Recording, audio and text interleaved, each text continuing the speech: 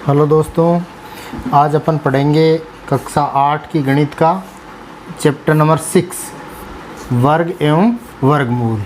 तो वर्ग एवं वर्गमूल जो अपनी प्रश्नावली दे रखी है उसके सवाल हल करने से पहले अपन देखेंगे कि वर्ग क्या होता है और वर्गमूल क्या होता है। तो सबसे पहले अपन दोस्तों क्या देखते हैं कि वर्ग क्या होता है, इसके बारे में पूरा समझते हैं।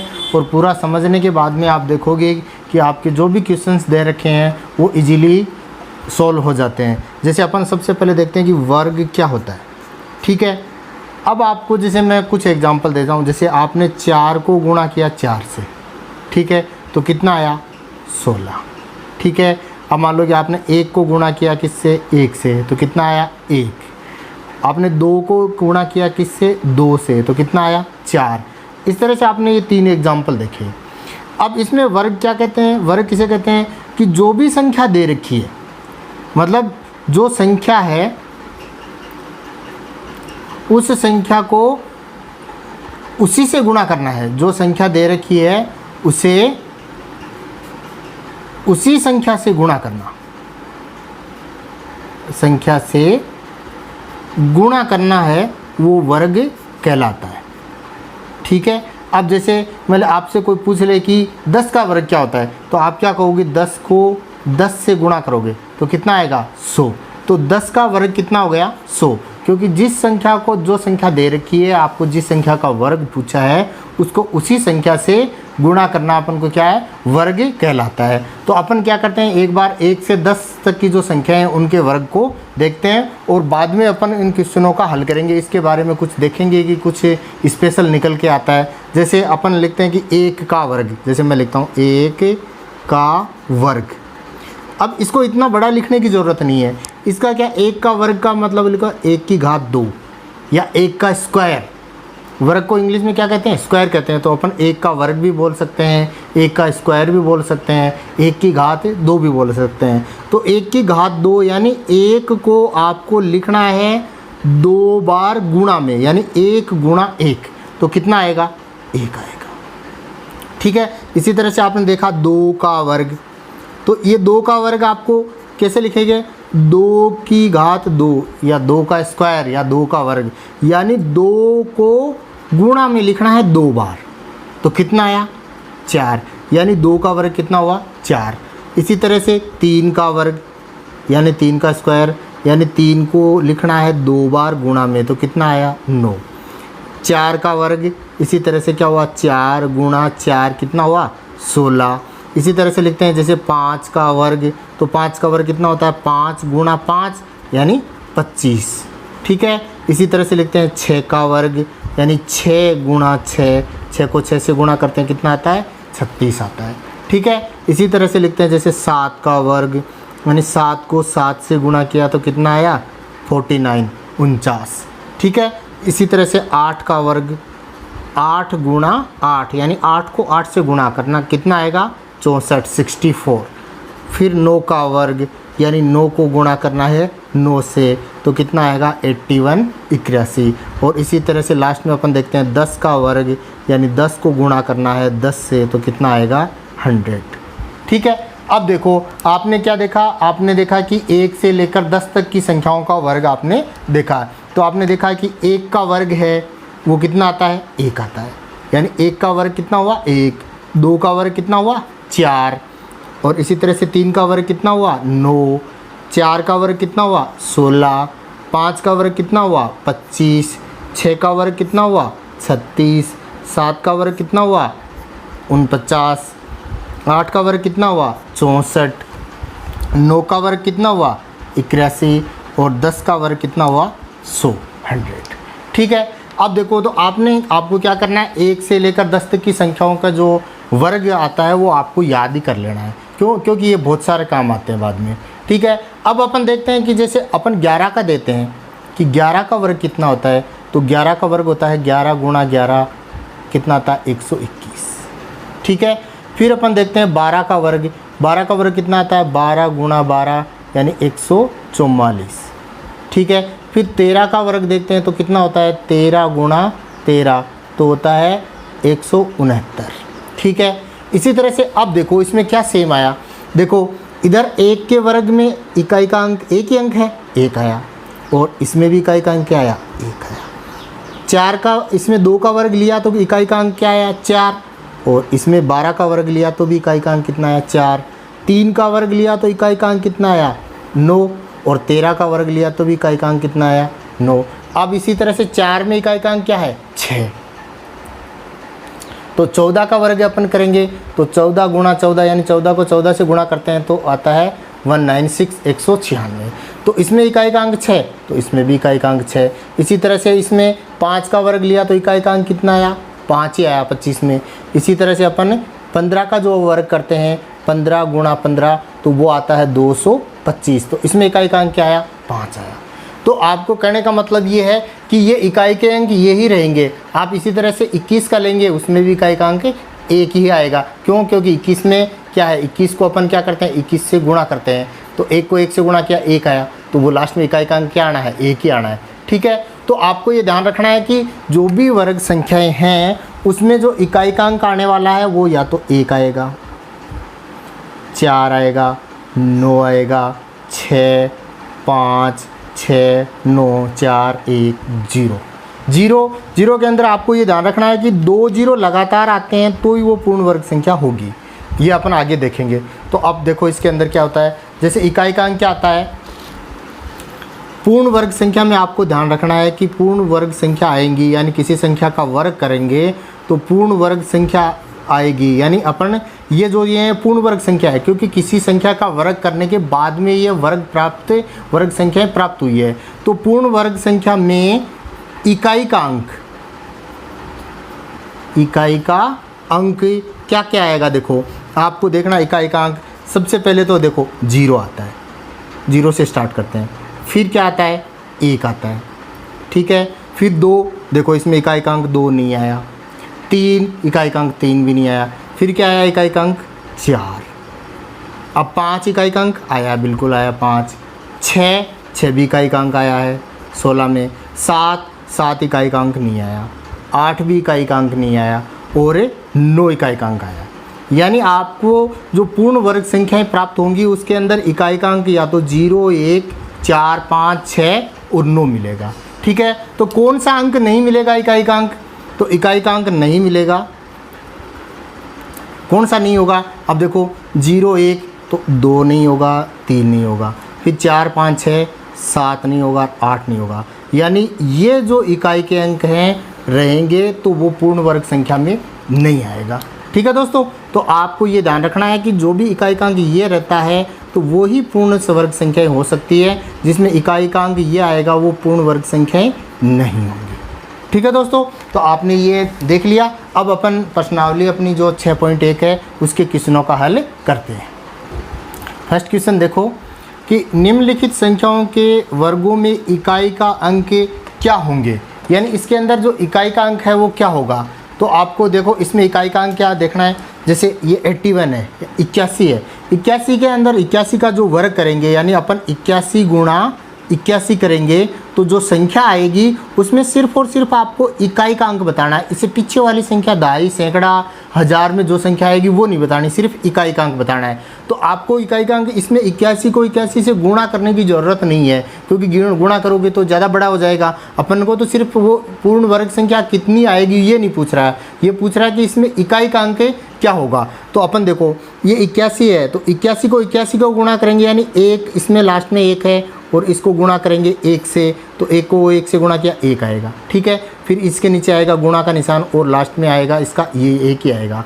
तो कहने का मतलब है लास्ट वाली संख्या को उसी संख्या से गुणा करके देख लो, फिर आपको इकाई का अंक पता चल जाएगा। यानी 1 को 1 से गुणा किया क्या आएगा 1, तो इसमें इकाई का अंक क्या होगा 1। इसमें इकाई का अंक क्या है 2, तो 2 को 2 से गुणा करोगे तो कितना आएगा 4, तो इसमें इकाई का अंक आ जाएगा 4।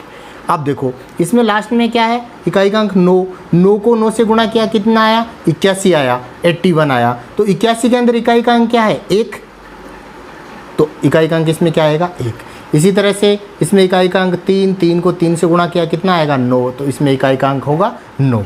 इसी तरह से इसमें 4 है, तो 4 को 4 से गुणा करोगे तो कितना आएगा 16, और 16 में इकाई का अंक क्या है 6, तो इसी संख्या का वर्ग करेंगे तो भी इकाई का अंक क्या आएगा 6 आएगा। इसमें 7 को 7 से गुणा किया कितना आया 49, 49 में इकाई का अंक 9। 8 को 8 से गुणा किया तो कितना आया 64, और 64 में इकाई का अंक कितना है 4। अब देखो 0 को 0 से गुणा किया क्या आया 0, तो इकाई का अंक क्या हो जाएगा 0 हो जाएगा। 6 को 6 से गुणा किया कितना आया 36, और 36 में इकाई का अंक 6। 5 को 5 से गुणा किया कितना आया 25, और 25 में इकाई का अंक 5। तो आपको ये डायरेक्ट बता देना है, इसके पूरी की पूरी संख्या का वर्ग करने की कोई आवश्यकता नहीं है।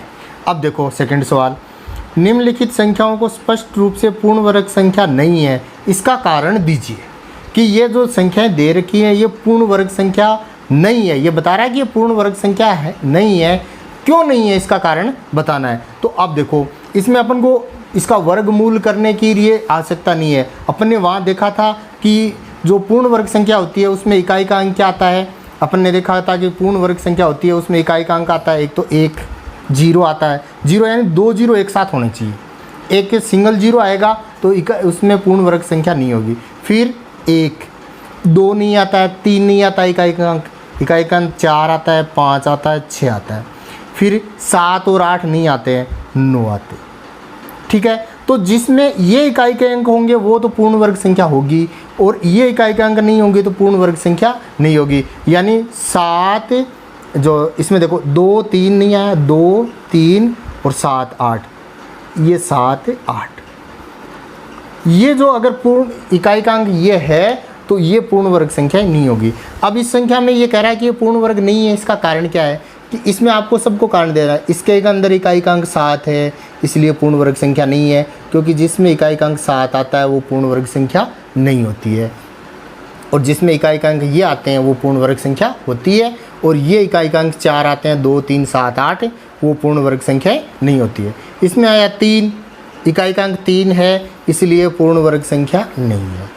इसमें इकाई का अंक 8 है इसलिए पूर्ण वर्ग संख्या नहीं है। बस इतनी सी लाइन लिखनी है। इकाई का अंक 2 है इसलिए ये पूर्ण वर्ग संख्या नहीं है। अब देखो इसमें इकाई का अंक 0 है, ठीक है, तो 0 है तो पूर्ण वर्ग संख्या होनी चाहिए, लेकिन आपको देखना है कि 0 कितने हैं। 0 इसमें 3 है, तो आपको ये ध्यान रखना है कि इकाई के अंक में ये जैसे 0 लगातार या तो 2 आए, या फिर लगातार 4 आए, या फिर लगातार 6 आए, तभी वो पूर्ण संख्या होगी। यानी ये 2 4 6 8 0 होंगे तो पूर्ण वर्ग संख्या होगी। 1 0 होगा, 3 0 होंगे, 5 0 होंगे, 7 0 होंगे तो पूर्ण वर्ग संख्या नहीं होगी। अब इसमें देखो 3 0 है लास्ट के अंदर, ठीक है, तो अंत में 3 0 होने के कारण ये 3 शून्य होने के कारण ये पूर्ण वर्ग संख्या नहीं है। इसमें इकाई का अंक 2 है इसलिए पूर्ण वर्ग संख्या नहीं है। इसमें लास्ट के अंदर 3 शून्य है इसलिए पूर्ण वर्ग संख्या नहीं है। इसमें लास्ट में 1 शून्य है इसलिए पूर्ण वर्ग संख्या नहीं है। ठीक है दोस्तों, ये बताना है कि ये पूर्ण वर्ग संख्या क्यों नहीं है। तो आप सिर्फ इकाई का अंक देखोगे और 0 वाले में देखो कि 0 कितने हैं। 0 2 होने चाहिए, 4 होने चाहिए, 6 होने चाहिए, 1 3 5 वाले में नहीं होगा। तो इसमें 1 है, इसमें 3 है और इसमें 3 0 है, तो ये पूर्ण वर्ग संख्याएँ नहीं होंगी। ठीक है, अब देखो निम्नलिखित संख्याओं में से किस संख्या का वर्ग विषम संख्या होगा। यानी विषम संख्या। अब विषम संख्या किसे कहते हैं, सम संख्या किसे कहते हैं। तो आपने देखा होगा कि पहले आपकी याद होगी कि वह संख्या जिसमें 2 का भाग पूरा पूरा चला जाता है, 2 से पूर्णतः विभाजित होती है, उसे अपन सम संख्या कहते हैं। तो जैसे अब अपन देखते हैं सम में कौन से आते हैं। सम में आते हैं जैसे 2 4 6 8 10, 10 की जगह अपन ले लेते हैं 0, ये तो हो गए सम। ठीक है, और विषम में क्या क्या आएंगे। विषम में आएंगे 1, इसमें बचा 3 5 7 9, फिर 11 21, तो 11 में फिर 1 आ जाएगा, 13 में 3 आ जाएगा, 15 में 5 आ जाएगा, 17 में 7 हो जाएगा, 19 में 9 आ जाएगा। ठीक है, तो जिसके इकाई का अंक 2 4 6 8 0 है तो वो तो सम है, और 1 3 5 7 9 है वो विषम है। तो अपन देखेंगे कि इसमें इकाई का अंक क्या आएगा, और वो देखो। अब देखो ये जो 431 है, तो 431 का वर्ग करेंगे तो क्या आएगा इकाई का अंक। 431 का वर्ग करेंगे तो इकाई का अंक आएगा 1। क्यों, क्योंकि लास्ट में 1 है और 1 को 1 से गुणा करेंगे तो क्या आएगा, इकाई का अंक 1 आएगा। तो इकाई का अंक 1 आएगा तो ये क्या है, विषम है। तो आपको ये पूछ रहा है कि निम्नलिखित संख्याओं में किस संख्या का वर्ग विषम होगा, तो आप लिखोगे कि 431 का वर्ग करेंगे, 431 को 431 से गुणा करेंगे तो जो भी संख्या आएगी उसमें इकाई का अंक क्या होगा, 1 होगा। क्यों? क्योंकि 1 को 1 से 431 में 1, फिर नीचे गुणा 431 1, तो 1 को 1 से गुणा किया 1, ये विषम आएगा। अब देखो 6 लास्ट में, तो 6 को 6 से गुणा करेंगे तो क्या आएगा, 36, तो इकाई का अंक 6, तो ये क्या होगी, सम। इसमें 9 का वर्ग करेंगे तो 9 को 9 से गुणा करेंगे 81, तो इकाई का अंक 1 आएगा, ये हो गई विषम। और ये 4 है, 4 का वर्ग करेंगे तो 16 आएगा, 16 में इकाई का अंक 6। तो आपको देखना, देखो 1 और 1 ये दो विषम, इस 431 का और 7779 का वर्ग करेंगे तो ये दो विषम संख्या आएंगी, इन दोनों की सम आएंगी। ठीक है दोस्तों, इजी है, ज़्यादा कठिन नहीं है। ठीक है, अब देखो इसके अंदर आपको देखना है कि निम्नलिखित प्रतिरूप का अवलोकन कीजिए और रिक्त स्थान भरिए, बहुत ईजी है। अब देखो इसमें 11 का वर्ग किया 121 आया, 11 को 11 से गुणा करते हैं 121 आता है। अब देखो इसने आगे क्या किया, 101 का वर्ग किया तो ये कितना आया, इकाई, दाई, सैकड़ा, हज़ार, 10,000, 10,201।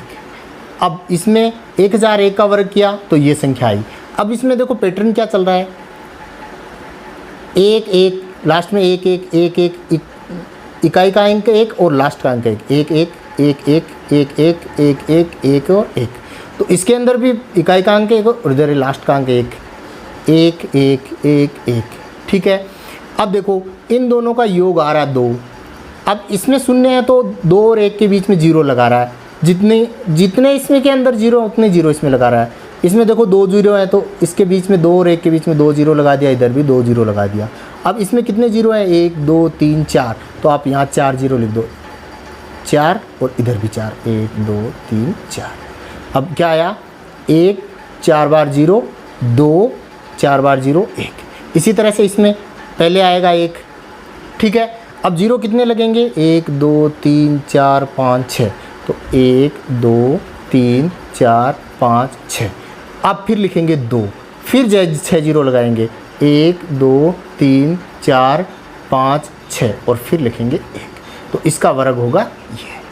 ठीक है दोस्तों, इजी है, ज़्यादा कठिन नहीं है। अब देखते हैं अपन नेक्स्ट क्वेश्चन। इसमें देखो, इसमें आपको गुणा वगैरह नहीं करना है, वर्ग नहीं करना है और डायरेक्ट इस पैटर्न के आधार पर ही करना है। निम्न प्रतिरूपों का अवलोकन कीजिए और रिक्त स्थान भरिए, इसको देखते हुए भरना है। देखो 11 का वर्ग 21, यानी 11 है तो 1 2 1, 1 है 1 लिखा पहले और लास्ट में, फर्स्ट और लास्ट में 1 लिखा और दोनों का योग 2।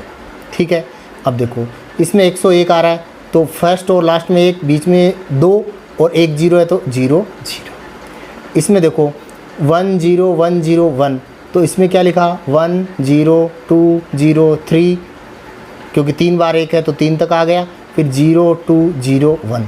तो इसमें क्या आएगा, देखो अपन लिखेंगे 1 0 2 0, कितने बार 1 आया, 1 2 3 4, 4 बार आया तो 3 0 4। ठीक है, 4 बार 0 आया तो 4 तक पहुंच गए, 1 0 2 0 3 0 4। अब वापस नीचे आना है, 0 3 0 2 0 1।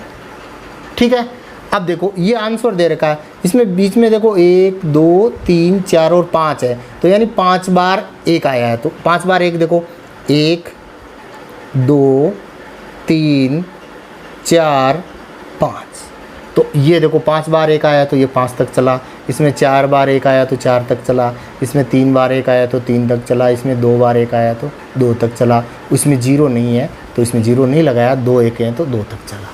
ठीक है, तो इस तरह से ये हो जाएगा। अब देखो 6 नंबर का क्वेश्चन है, दिए गए प्रतिरूप का उपयोग करते हुए लुप्त संख्या को प्राप्त कीजिए। पहले आपको इस पैटर्न को समझना है कि ये पैटर्न क्या है, उसके बाद में इन क्वेश्चंस को करना है। तो देखो अपना जो पहला क्वेश्चन इसने दे रखा है, 1 का वर्ग प्लस 2 का वर्ग प्लस 2 का वर्ग बराबर आएगा 3 का वर्ग, यानी इसका 1 का वर्ग करेंगे कितना आएगा 1, 2 का वर्ग कितना आएगा 4, 2 का वर्ग कितना आएगा 4 और 3 का वर्ग कितना आएगा 9, तो 4 और 1 5 और 4 9, 9 बराबर 9। तो ये कह रहा है कि ये पैटर्न हुआ है। ठीक है, अब ये पैटर्न कैसे बना जो देखते हैं अपन।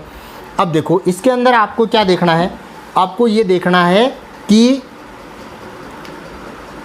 1 2 2 और 3। अब इन संख्याओं को एक बार वर्ग को तो आप भूल जाना है और इस पैटर्न को समझना है कि इसमें क्या हुआ है। इसमें देखो पहली संख्या है 1, ठीक है, दूसरी संख्या है 2, तीसरी संख्या है 2 और बराबर के अंदर चौथी संख्या है 3, ठीक है।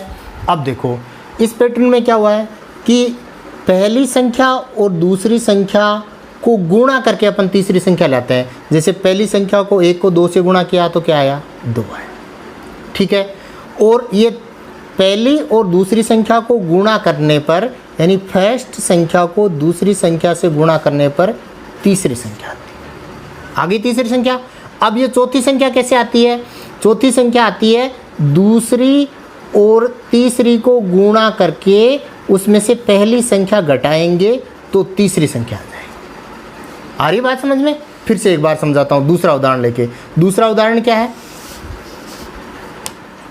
2 का वर्ग प्लस 3 का वर्ग प्लस 6 का वर्ग बराबर 7 का वर्ग। अब देखो पहली और दूसरी संख्या का वर्ग गुणा करेंगे, पहली और दूसरी संख्या को गुणा करेंगे तो तीसरी संख्या आ रही है। देखो 2 को 3 से गुणा किया 6 आ रहा है, ठीक है। तो पहली और दूसरी संख्या को गुणा करके अपन लाते हैं तीसरी संख्या, ठीक है। और चौथी संख्या कैसे लाते हैं? इन दोनों को आपको जोड़कर कितना आ गया, 9, और इसमें से क्या करते हैं, 2 घटा देते हैं तो कितना आ जाता है, 7। इसी तरह से इसमें जोड़ना है, गुणा नहीं करना है, जोड़ना है, ठीक है। तो पहली और दूसरी संख्या को गुणा करके लाते हैं तीसरी संख्या, और दूसरी और तीसरी संख्या को जोड़कर पहली संख्या घटाते हैं तो आती है चौथी संख्या। इसी तरह से इसमें देख लो चाहिए, 3 और 4 को गुणा किया तो कितना आया, 12, और 12 और 4 कितने हुए, 16, और 16 में से 3 घटाए तो कितना है, 13। इसी तरह से देखो, अब देखो इसके अंदर क्या करना है, तीसरी संख्या खाली दे रखी है, तो तीसरी संख्या कैसे आएगी, पहली संख्या और दूसरी संख्या को गुणा करेंगे तो पहली संख्या क्या है, 4, दूसरी संख्या कितनी है, 5, तो गुणा करेंगे तो कितना आएगा, 20, 20, ठीक है। तो ये आएगा 20। अब ये सही है कि नहीं, इसको चेक कर लेते हैं। तो इससे चौथी संख्या से चेक करते हैं, दूसरी और तीसरी को जोड़ते हैं तो कितना आता है, 25, और 25 में से 4 घटाया कितना है, 21। इसका मतलब सही है। अब देखो पहले इसमें दूसरी जो संख्या है उसको खाली दे रखा है, यानी 5 को किस से गुणा करें तो 30 आए, तो अपन को पता है कि 5 को अपन 6 से गुणा करते हैं तो 30 आता है। तो अब ये आ गया 6। अब ये दूसरी संख्या अपन ने सही भरी कि नहीं भरी, तो अपन दूसरी और तीसरी को जोड़ते हैं। देखो 30 और 6 कितने हुए, 36, 36 में से 5 घटाए 31। इसका मतलब सही है। अब देखो इसने पहली और दूसरी संख्या दे रखी है, तो पहली और दूसरी संख्या को गुणा करके तीसरी संख्या लाए, तो 6 और 7 को गुणा किया तो कितना आया, 42, 42। अब 42 आया। अब देखो अब ये चौथी संख्या क्या आएगी, दूसरी और तीसरी को जोड़ते हैं, तो दूसरी और तीसरी को जोड़े तो कितना आया, 42, और 7 कितना आया, 49, और 49 में से अपन ने क्या 6 को पहली संख्या को घटाना है तो कितना आया, 43, यानी 43। ठीक है दोस्तों, तो ये एक पैटर्न है जो आपको समझना है। आपको ये समझ में आ गया होगा, अगर नहीं आया तो आप वीडियो को रिपीट करके दोबारा से देख लें, इजीली समझ में आ जाएगा। ठीक है, इसमें ज़्यादा रफ वर्क करने की ज़रूरत नहीं है। अब देखो 7वां क्वेश्चन देखो, योग संक्रिया के बिना योगफल ज्ञात कीजिए। यानी इसकी योग संक्रिया नहीं करनी है, ऐसे जोड़ना नहीं है। 1 को 3 से जोड़ा 4, और 4 5 जोड़ा 9, 9 और 7 को जोड़ा 16, और 16 और 9 को जोड़ा 25। इस तरह से आपको ये ज्ञात नहीं करना, आपको बिना योग संक्रिया किए हुए इसे क्वेश्चन को हल करना है। तो देखो इसको कैसे करेंगे। अब इसके अंदर देखो ये आपको एक ये ध्यान में रखना है कि ये जो दी गई संख्या हो क्रमबद्ध विषम संख्या हो। जैसे क्रमबद्ध विषम संख्या क्या होती है, 1 3, 1 के बाद में आती है 3 5 7 9 11 13 15, आगे आ गई 17 19 21 23 25, इस तरह से चलती रहती है। ठीक है, तो आपको कहने का मतलब है जो विषम संख्या है वो क्रमागत आनी चाहिए। तो ये क्रमागत विषम संख्या देखो 1 3 5 7 9 लगातार चल रही है। अब आपको इसका योग ज्ञात करने के लिए आपको क्या करना है, आपको ये संख्याएं देखनी है, कितनी संख्या हुई है, 1 2 3 4 5। ठीक है, तो आप कितनी संख्या हुई, 5, और आपको क्या करना है 5 का वर्ग, और 5 का वर्ग कितना होता है 25, तो इनका योग आएगा 25। आप योग करके इसको देख सकते हैं, ठीक है। इसी तरह से इसके अंदर भी देखो 1 3 5 7 9 11 13 15 17 19 लगातार क्रमागत विषम संख्याएं हैं, तो इसका योग कितना आएगा। ये संख्या कितनी हो गई, अपन देखो इसको काउंट करते हैं 1 2 3 4 5 6 7 8 9 10, तो 10 कितनी हुई संख्या 10, तो आपको 10 का वर्ग कर देना है। 10 का वर्ग करोगे 10 गुणा 10 कितना आएगा 100, तो इनका योग कितना आएगा 100 आएगा, ठीक है। इसी तरह से देखो ये तीसरे के अंदर कितनी संख्याएं हैं, पहले तो देखनी है क्रमागत हैं कि नहीं है। देखो 1 3 5 7 9 11 13 15 17 19 21 और 23 बिल्कुल क्रमागत विषम संख्याएं हैं। और ये संख्याएं कितनी है 1 2 3 4 5 6 7 8 9 10 11 12, तो कितनी हुई 12, तो 12 का आपको वर्ग करना है। तो 12 का वर्ग कितना होता है 144, 12 को 12 से गुणा करते हैं कितना आता है 144 आता है। तो इसके अंदर आपको 144 ये इसका योगफल आएगा। आप इसको अलग योग संक्रिया द्वारा आपको इसका योग करोगे तो भी आपको 144 उत्तर मिलेगा, लेकिन आपको योग संक्रिया नहीं करनी है, ऐसे करके बताना है, ठीक है। अब नेक्स्ट क्वेश्चन देखो, 49 को 7 विषम संख्याओं के योग के रूप में लिखिए। अब ये इसका अपोजिट क्वेश्चन है, इसके अंदर विषम संख्याएं दी हुई थी, इनका योग बताना था। अब देखो 49 के अंदर किस में लिखना है 7 में, तो अब देखो 7 का वर्ग होता है ना 49, तो 7 इसका आंसर कैसे लिखेंगे अपन, देखो इसका आंसर कैसे लिखेंगे, इसका आंसर 7 विषम संख्याएं क्रमागत कर देंगे, जैसे 1 + 3 + 5 + 7 + 9 + 11 कितनी होगी 1 2 3 4 5 6 और ये 13, ये 7 क्रमागत विषम संख्याएं लिख दी, इनका योग 49 ही आएगा। इसी तरह से 121 को 11 विषम संख्याओं, 11 का वर्ग 121 होता है, मतलब अपन को क्रमागत 11 संख्याएं लिखनी है।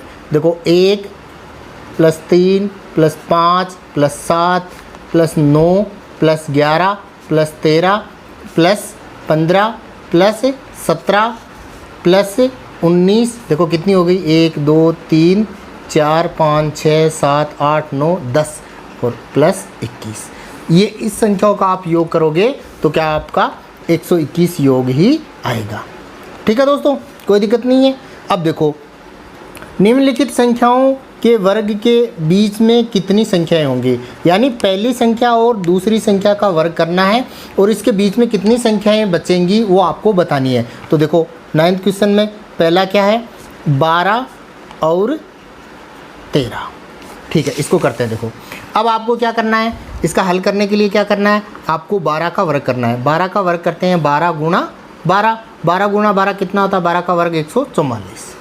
फिर आपको क्या करना है 13 का वर्ग करना है, यानी 13 गुणा 13 और कितना आता है 169, ठीक है। तो अब 144 से आगे यानी 145 146 147 से लेकर अपन को क्या करना है 169 है तो 168 तक, ये जो बीच के अंदर संख्याएं हैं इनको लिखना है। तो जैसे आप अपन कम संख्याएं होती है, जैसे 25 और 30 होता है, तो इसके बीच में तो अपन कर लेते हैं जैसे 26 27 28 29, 4 संख्याएं आ गई। लेकिन ये तो ज़्यादा बड़ी संख्या है, तो अपन इसको काउंट करेंगे 145 146 147 148, तो वैसे टाइम लगेगा।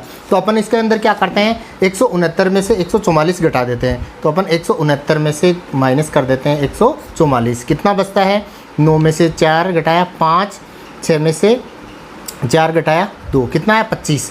अब 25 है तो अब 25 इसके अंदर बीच में संख्या नहीं है, क्योंकि 25 वाले में 169 जुड़ा हुआ है, तो आप इसमें से -1 करोगे तो कितना आएगा 24। तो इन दोनों के वर्ग संख्या के बीच में कितनी 24 संख्याएं होंगी, ठीक है। इस तरह से सेकंड इक्वेशन इसका क्या है 25 और 26। अब इसका दोनों संख्याओं का वर्ग करेंगे तो इनके बीच में कितनी संख्याएं आएंगे। तो सबसे पहले अपन 25 का वर्ग करते हैं, तो 25 गुणा 25, 25 को 25 से गुणा करते हैं तो कितना आता है 625, आप इसको गुणा करके देख सकते हो। फिर अपन क्या करते हैं 26 का वर्ग करते हैं, तो 26 का वर्ग क्या होगा 26 गुणा 26, तो 26 को गुणा करते हैं 26 से तो कितना आता है 676, ठीक है। अगर आपको डायरेक्ट याद नहीं है तो आप इसको अलग से रफ में गुणा कर सकते हैं। अब आपको क्या करना है बड़ी वाली संख्या 676 में से छोटे वाली संख्या जो 625 है वो आपको घटा देनी है। तो घटाएंगे तो कितना बचेगा 1 5 51 बचेगा, ठीक है। अब 51 में से आपको 1 कम करना है, क्यों, क्योंकि इसमें 676 सम्मिलित है तो इसके बीच की बतानी है, तो आपके क्या आएगा 50। तो आप लिख दोगे कि 25 और 26 के वर्ग संख्याओं के बीच में